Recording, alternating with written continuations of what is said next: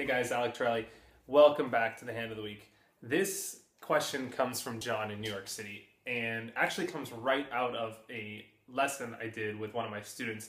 I noticed so many of you guys are struggling with something really similar, so I wanted to address it in a video because I think it's so important to your success in poker or whatever it is you're pursuing, any job, any passion, any outlet, and it's so integral, so I really want to address it in a video. The question comes from John again. He says, when I'm playing poker, I know what to do, but sometimes I just don't do it. I play when I know I shouldn't, and he goes on to say, I get in this robotic mode where everything I'm doing gets really repetitive, and I'm struggling to keep the game fun and exciting. Okay, now keep in mind, all this advice I'm about to tell you could be applied to any passion or activity or job that you're really pursuing. It doesn't just apply to poker, but I'm going to address poker specifically because I know you guys, a lot of guys are poker players, and exactly what John was asking about. So the thing to remember first and foremost is that poker is a passion, okay? And passions are all creative things. It all starts with excitement and fun that you bring to this passion that you want to express. It's really an expression through the passion that you're playing. Okay, it's expressing a part of your personality. Yes, poker can be a job, and it's important to digress for a minute and talk about this but all jobs start as passions. Okay, so if you're lucky enough and you succeed at a passion, whether it's writing or any artistic form, especially artistic forms are all creative endeavors, writing, photography, writing, photography, poker, anything like that, you could turn that into a job, but it must remain a passion in order for you to be successful at your job. Okay, it must remain a passion for you to be successful at that endeavor, whatever it is you're doing. And here's why. When something is a passion, you are motivated intrinsically. Okay, there's two different types of motivation: intrinsic motivation and extrinsic. Okay, intrinsic motivation is when you are motivated to do something simply because you love doing it. It is what you would do if you had no restrictions. In your free time, I would play poker because I love to play poker, because it's fun. I have fun with my friends. Whatever, right? I love doing it, and it's a challenge. It's a mental stimulation. It's exciting. That is an intrinsic motivation. You love doing that activity, and you do that in your free time, okay? That is the foundation of success. Intrinsic motivation is when our best work is produced. It's when we have the most fun, we are the most creative, and our best work is produced, okay? All those things happen.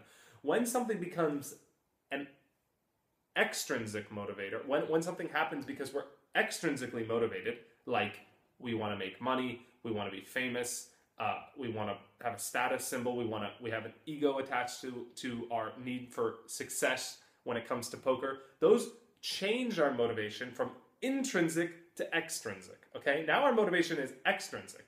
So that usually is what's happening at the foundation when you're getting into a robotic mode, because you've lost the intrinsic motivation over here, and you are now being extrinsically motivated. I don't know why that extrinsic motivation is happening for you. Maybe you've played too much poker, you want to make more money playing, and you're losing. Maybe you're on a downswing. This usually happens when your poker is not going your way.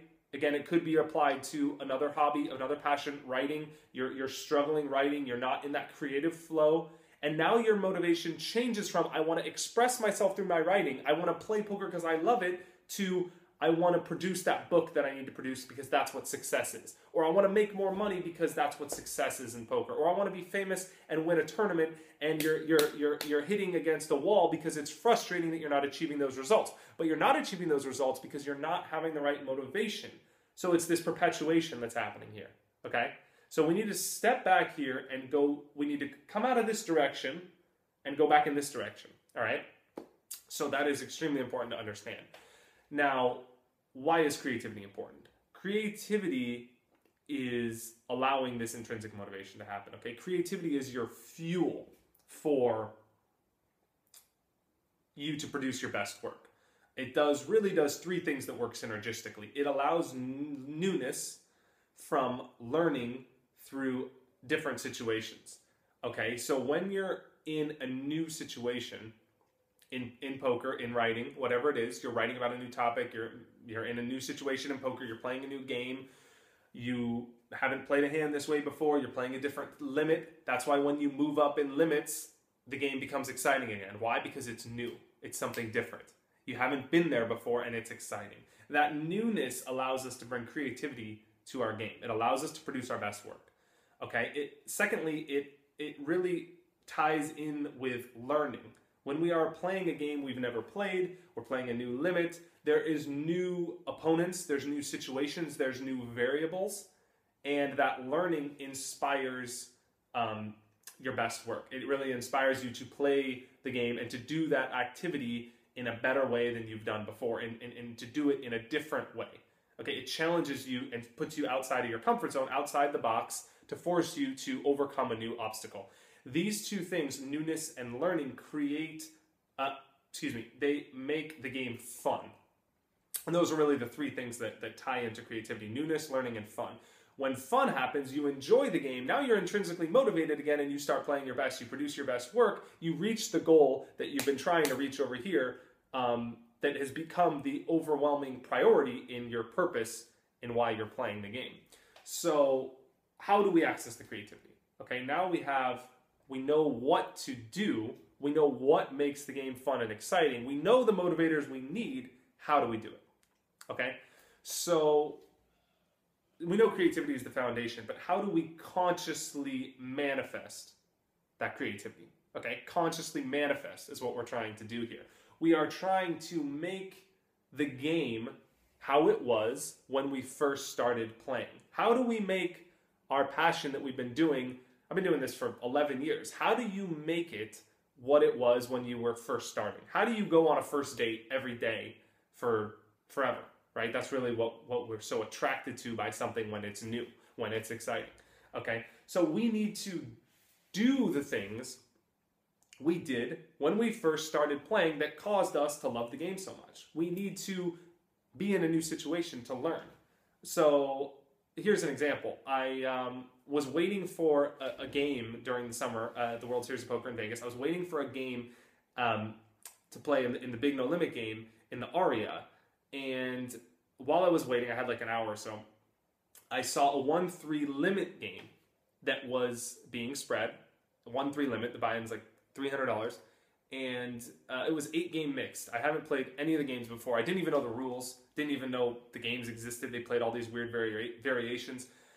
And I sat down to play. A guy was explaining the rules next to me. Of course, I was a massive fish at the table. But that's okay because I was having so much fun. It was one of the most fun poker sessions I've played since I can remember.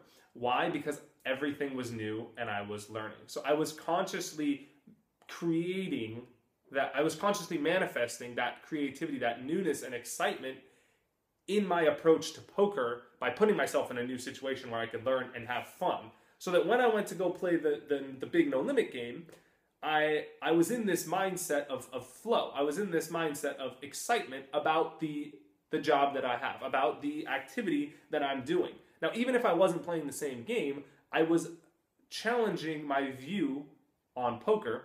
And now I approached poker with a different mindset, a positive mindset, an intrinsic motivated mindset, and I produced a good result in that big game. So that's one way you could do it. Another is a change of scenery. Maybe play poker in a different place. Maybe you have a different routine. You do something that gets you out of the grind routine that is so easy to get in when you're playing long hours, lots of hours of poker. You get up, you do this, you play poker, you do this, you go back to sleep, and it just becomes monotonous. Change it up. Find a way to change it up. Maybe play in a different place. I don't know what it is, but find a way to make it new. Do the things you did when you first started playing. Watch rounders. That's something I did in the summer that really helped me. And it just inspired me to play the game again and remember the times, the nostalgia I have from when I was 16, running around, grinding home games. Maybe you go back and play with your friends that you first started playing with. Whatever it is, figure out a way to make that game new and exciting again, because that's huge. And the last thing really is to connect with a purpose and an inspiration.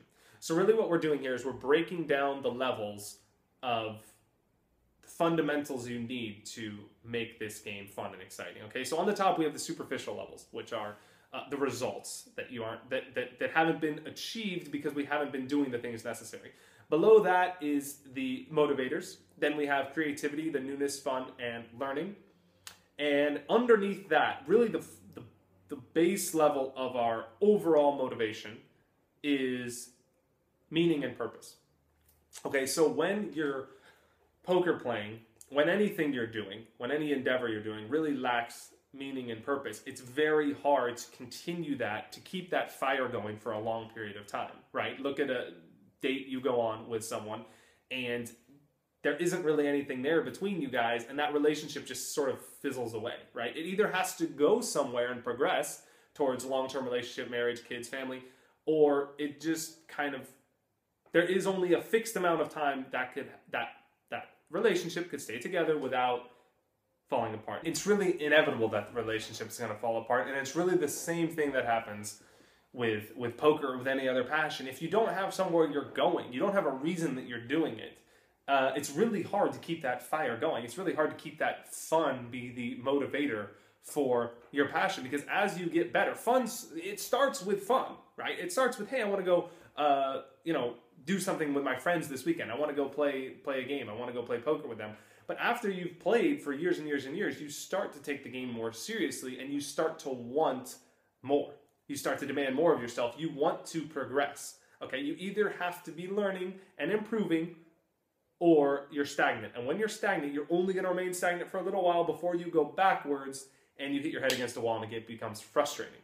So you really need to connect with a purpose, okay? And this purpose is something you have to reconnect with regularly as you're facing new struggles, you're in new situations, or as you progress and accomplish your goals. So an example could be, hey, I want to, save up, depending on where you're at. I mean, a serious example could be, hey, I want to save up money to buy a house. Every time you're playing poker, you are reconnected with the idea that, you know what, I'm going to take this game really seriously as a professional because I want to save money to buy a house. I want a future. I want something that's going to be tangible.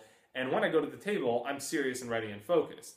Maybe something else you're going to work on is something personal in yourself. Hey, when I go to the table, it's a chance for me to work on myself. It's a chance for me to practice a weakness that I have in my own personality. And one of my weaknesses in my personality is attention and focus. Okay, I'm scatterbrained. I get scattered easily. Or one of my weaknesses is discipline.